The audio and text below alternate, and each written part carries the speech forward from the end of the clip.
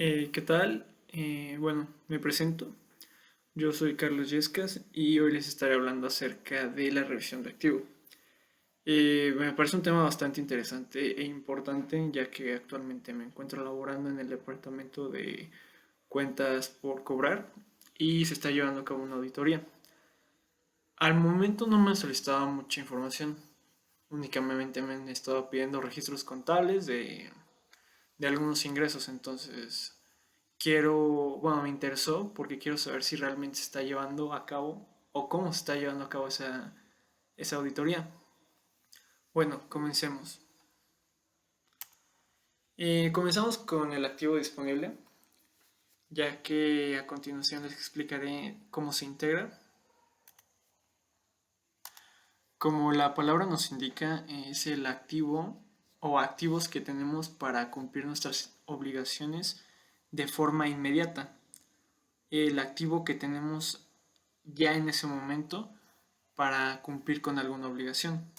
Este se puede llegar a integrar de efectivo, depositado en caja, pues sí, básicamente billete, ¿no? También pueden llegar a ser cheques, pagarés, tarjetas de crédito, de débito, transferencias.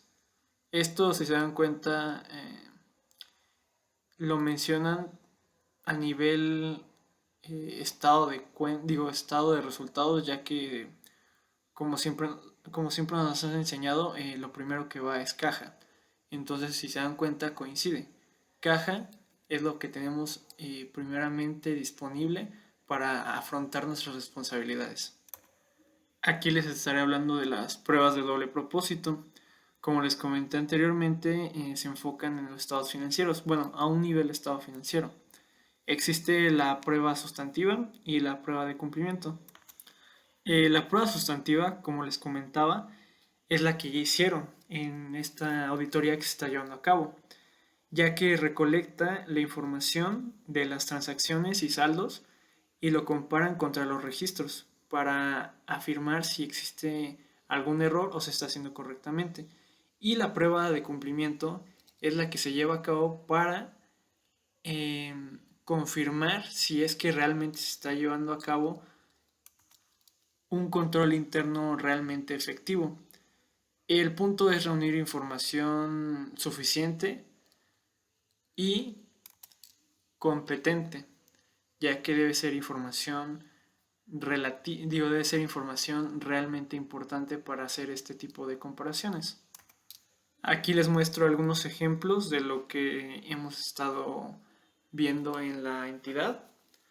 Por ejemplo, en la prueba sustantiva es determinar la autenticidad tanto de calidad como de cantidad de los fondos en caja y depósitos de bancos.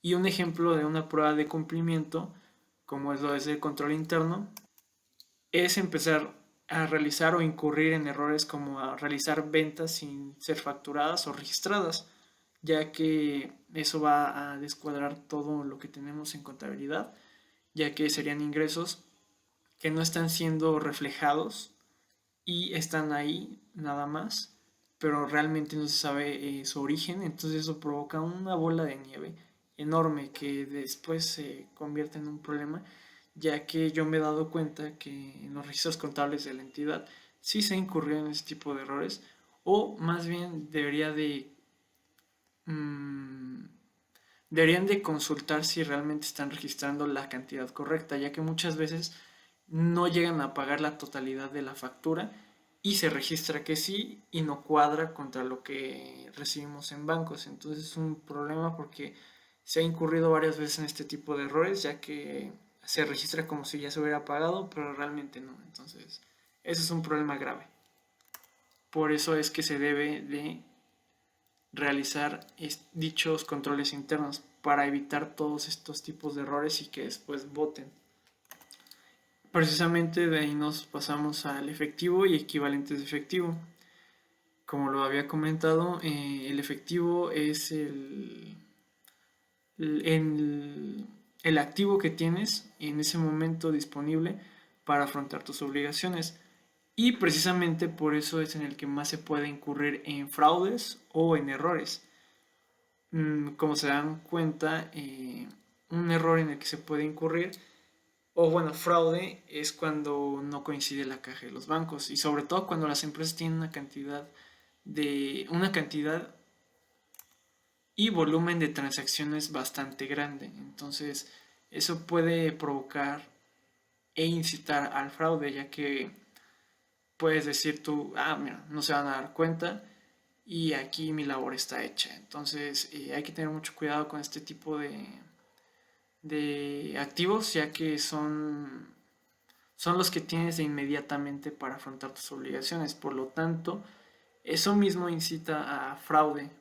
Entonces, hay que tener mucho ojo con este tipo de operaciones. Y en la empresa yo me he dado cuenta de que muchas personas meten recibos o reembolsos y no están 100% comprobados que realmente se hayan realizado por esa persona y aún así los pagan. Yo digo que ahí hay un riesgo muy grande, ya que hay muchas salidas de dinero por reembolsos y realmente siento que no se está llevando adecuadamente ese, ese control interno.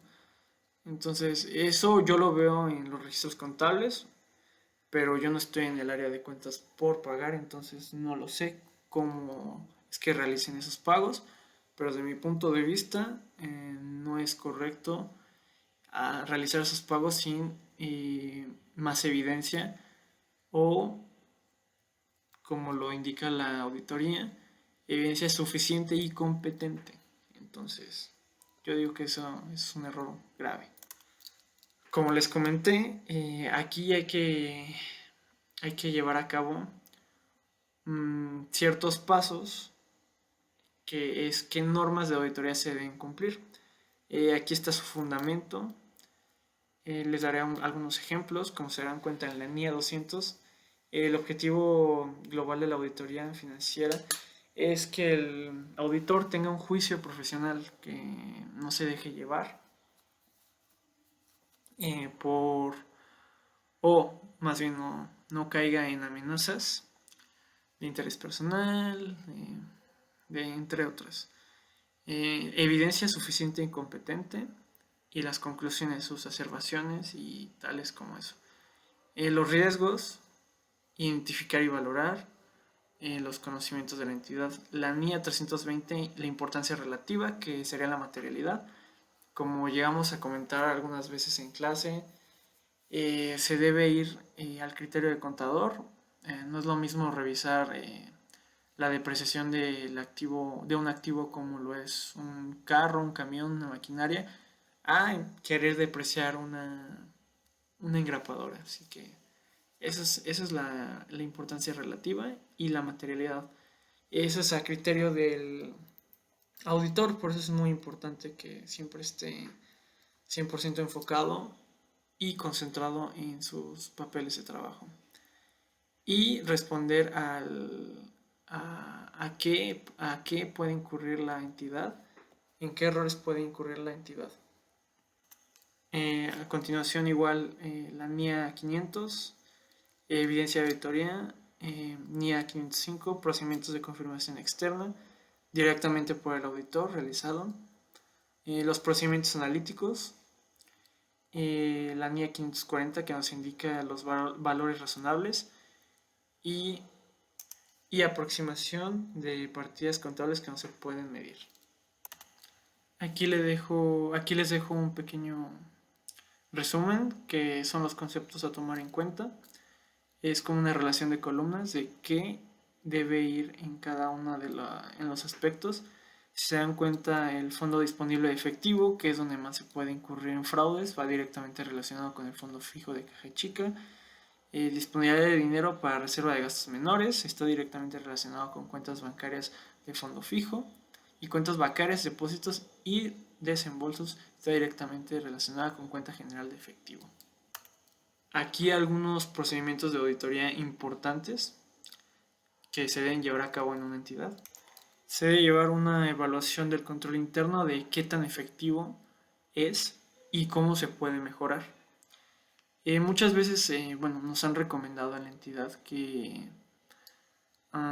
presume tus logros. O sea, nos indican que si tú tienes una opinión, una propuesta, lo externes, ya que muchas veces eso ayuda a la propia entidad a mejorar sus procesos de auditoría y debe cumplir con ciertas características. Una de ellas es la prueba de cumplimiento, que estará buscando obtener evidencia sobre los procedimientos del control interno, como les mencioné. Eh, yo podría, por ejemplo, comentar cuáles han sido mis logros, mis mejoras en mi propio proceso y ver si se adecuan a lo que ellos quieren. Por ejemplo, yo en algunos momentos realizaba algunos cobros y mejoré ese papel de trabajo automatizándolo. Entonces lo externé con mi jefe directo, le gustó el trabajo y se quedó ese trabajo. Entonces yo creo que eso es a lo que se refiere, ¿no?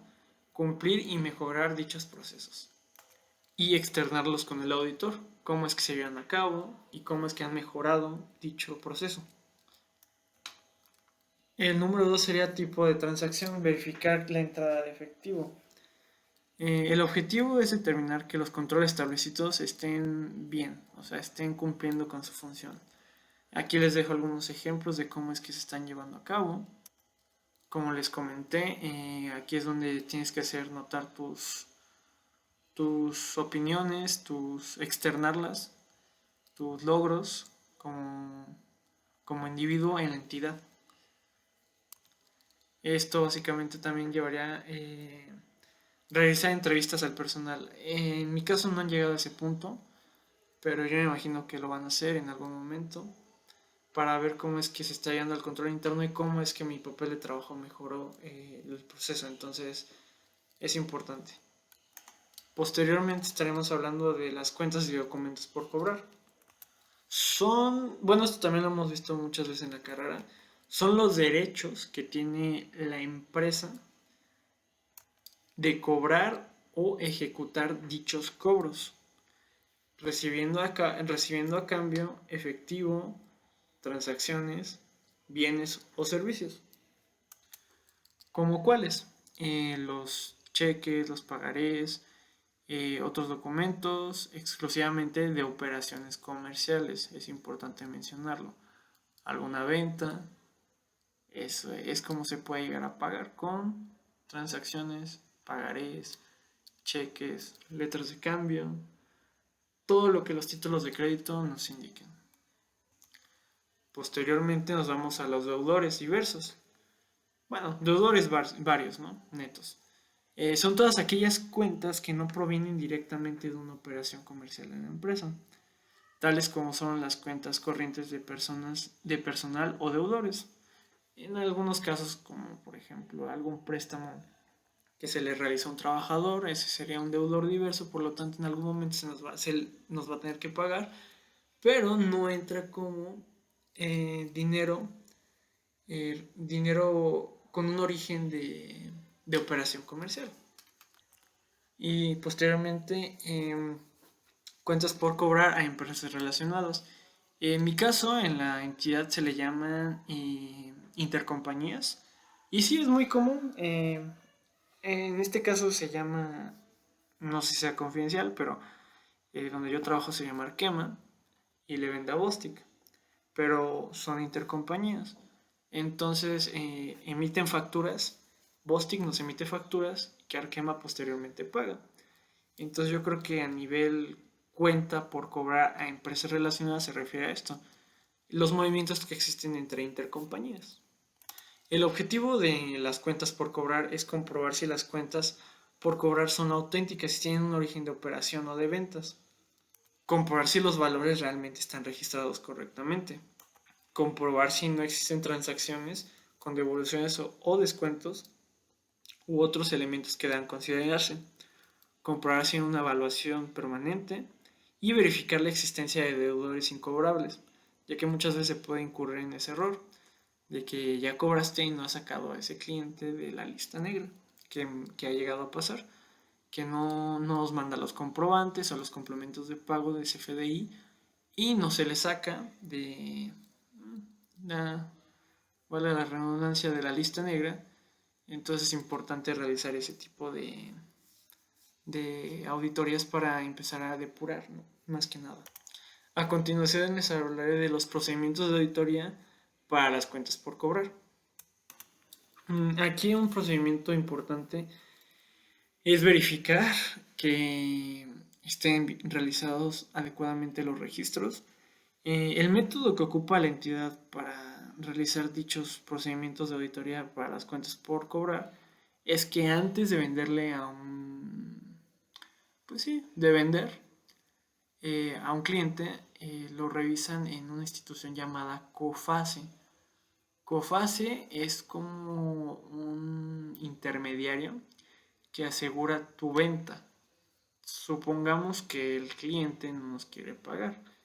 Aquí es donde entra COFACE y hace su trabajo, que es el de asegurar nuestra venta. Porque estamos hablando de que si un cliente no te quiere pagar 25 millones, no te puedes quedar con los brazos cruzados, ¿verdad?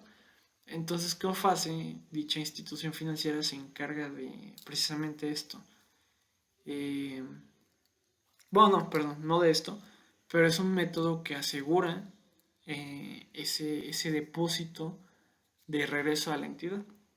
Y precisamente se debe registrar correctamente las operaciones para que dicha entidad financiera, COFACE, se encargue de realizar un correcto procedimiento de cobro. Y aquí, como les hago mención, verificar que las cuentas por cobrar estén adecuadamente respaldadas y registradas. Un complemento de ello es efectuar compensaciones de las cuentas por pagar contra cuentas por cobrar. Controlar las notas de crédito, ya que muchas veces yo me he dado cuenta de que emiten muchísimas notas de crédito y eso posteriormente se tiene que pasar a cuentas por pagar. Y eso suele ser un problema porque luego cuentas por pagar no lo realiza bien y ha llegado a pasar de que lo pagan como una factura normal y eso provoca un problema muy grande, ya que como registras una nota de crédito como una factura que después se tiene que volver a cancelar y reversar como una factura, pero realmente es una nota de crédito, y después ya nada tiene sentido porque llega el auditor y me comenta, oye, esto es una factura, una nota de crédito porque nunca existió. Entonces, llegó a pasar con $15,000 de que cuentas por pagar lo pago como una factura y no como una nota de crédito. Y en los registros contables quedó como una factura. Y posteriormente nos estaban preguntando nosotros que por qué se le paga una factura a un cliente cuando precisamente es un cliente, no un proveedor. La circulación de clientes es precisamente lo que les comentaba. Es un procedimiento mediante el cual se validan ciertas operaciones o saldos en las cuentas contables, como les comenté hace rato, con las notas de crédito o notas de débito. Y en algunos casos extranjeras serían credit memo o credit, no, sí, solamente credit memo, que es donde más se incurren errores con clientes extranjeros. Únicamente esto nos sirve para confirmar el registro contable de dichas operaciones que lo sustentan. Precisamente aquí les dejo cómo es que la circulación se realiza mediante envío de comunicados donde se solicita que se brinde a los auditores o revisores fiscales la información vinculada con el documento solicitado. Es precisamente el mismo proceso que les vengo comentando, en el cual se revisa el sustento de la operación contra lo que tienes en con tus entradas de banco o salidas de banco. Y directamente cuentas por cobrar y cuentas por pagar están muy relacionadas. En los cobros posteriores estaremos hablando que consiste en verificar que los pagos o entradas parciales a cuentas por pagar estén efectivamente bien hechas, cuidando que los ingresos sean reales y entregados efectivamente al deudor para liquidar dichos saldos. Posteriormente emitir un complemento de pago hacia nuestro cliente. En este caso existen dos tipos de confirmaciones, la confirmación positiva y la confirmación negativa. En este caso, la positiva es cuando el deudor debe contestar si es que está de acuerdo con dicha información y mandar, por así decir, un estado de cuenta cotejando la información que tiene tanto cliente como proveedor.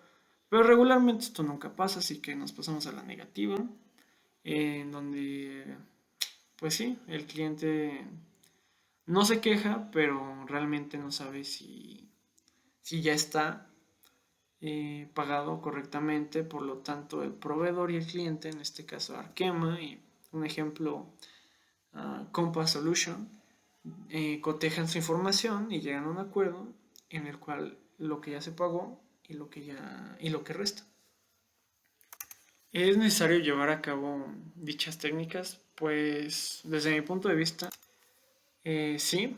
El arqueo de documentación sirve para verificar la autenticidad del derecho de cobro a favor de la empresa, en la cual se debe verificar que esté a nombre de la empresa, la fecha de vencimiento, eh, la autenticidad de la firma del aceptante y otros requisitos legales que debe cumplir un título de crédito, que sería la literalidad, cuando expiran.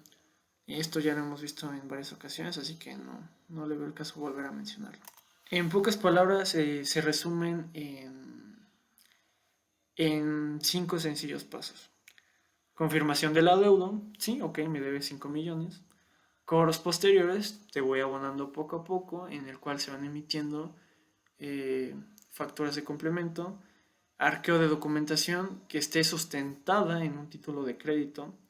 Bueno, no es necesariamente un título de crédito, pero sí que esté efectivamente documentado. El análisis de los saldos, como les había comentado, estados de cuenta, en el cual se coteje la información que tiene tanto deudor como, digo, tanto proveedor como cliente, conexión con otras cuentas, títulos de crédito y un estudio de la recuperabilidad, que es donde yo les comentaba, donde entra COFACE, para asegurar nuestra deuda, digo, nuestro cobro. Como se dan cuenta, esto está directamente relacionado con la producción. En este caso se relaciona directamente con la producción de Naucalpan, ya que ahí se encuentra el almacén, en este caso inventarios, directamente relacionado con la NIF C4. Como lo indica su concepto, un inventario es todo aquel bien tangible que está hecho para su venta, arrendamiento, bueno, no arrendamiento, no, alquiler, uso o transformación. Nos ayuda a comparar qué elementos tenemos dentro de nuestro patrimonio y de la organización, más allá de un control de productos de venta a clientes. Su principal función es obviamente ser vendidos para obtener ganancias. Y aquí llevamos a cabo una auditoría de inventario. Si se dan cuenta, estamos relacionando todo, lo que es caja, lo que son ventas, y nos vamos ahora con, caja, posteriormente documentos por cobrar, posteriormente el proceso que se lleva a cabo, y eso está directamente relacionado con nuestro inventario u almacén. ¿Por qué? Porque pues, ¿de dónde salen los materiales para su venta?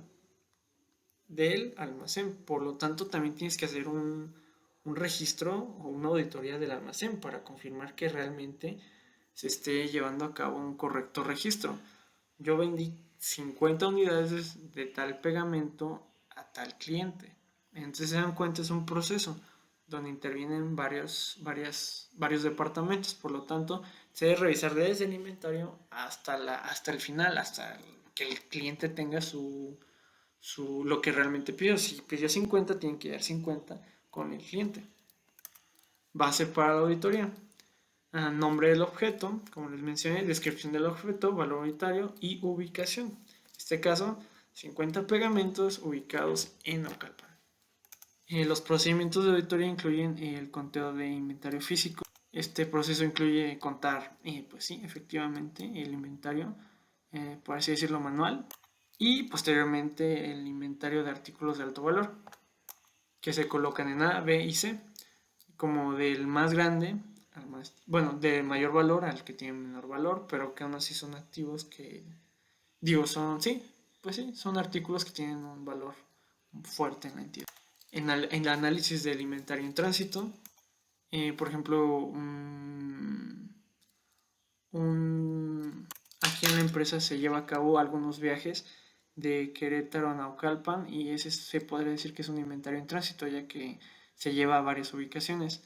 Análisis del costo del transporte. Como les comentaba, en la empresa se llaman tracks. Tracks lo que se dedica es analizar y determinar un costo de los viajes para calcular la rentabilidad por centro de costos.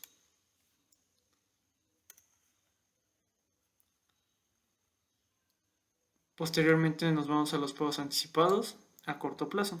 Como lo indican, son los pagos que se realizan de manera anticipada para la recepción de un servicio o bien.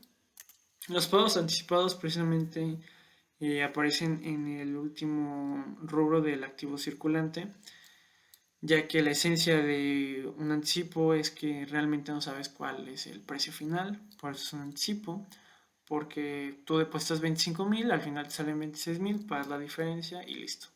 Por lo tanto, también se debe hacer un registro contable de dicha transacción, ya que puede incurrir también en errores, ya que como les comenté, tú depositas en garantía o en anticipo 25,000, al final salen 26,000, tienes que pagar esa diferencia y compensarlo, que es lo que aquí hacemos, o bueno, lo que hace cuentas por pagar. Es importante mencionar que en el anticipo no se paga IVA, porque, no, como les comenté, no se sabe realmente cuánto va a terminar pagando la entidad. Por lo tanto, existe un registro contable y un registro fiscal. Y una vez que se haga la transferencia final, se va a emitir el pago del IVA. Esto para evitar incurrir en el error de pagar dos veces el IVA. En este caso yo me he dado cuenta que no se ha pagado ningún IVA